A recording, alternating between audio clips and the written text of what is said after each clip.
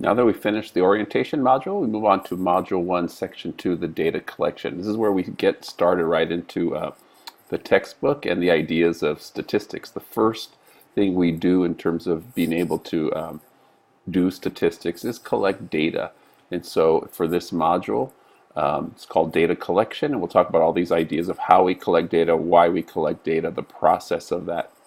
And so for this module, after you go through the introduction, you're going to go ahead and then download the note sheets for Chapter 1. That's 1.1 through 1.6.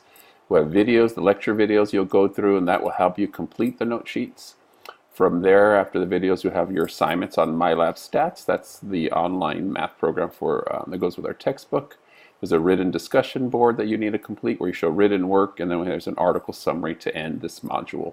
And to show you what I mean about the note sheets, you're going to have, again, this idea. The first section is this introduction to statistics, the practice of what is it, what does it mean to think statistically, the variables that are collected, because when we collect data, we have these, we collect data on these unknown values, and we'll talk about the difference between qualitative and quantitative.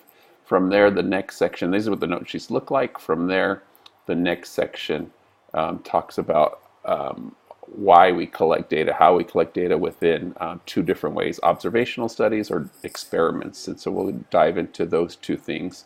And then that leads in again to the following section, ideas of bias, make sure that we do things correctly.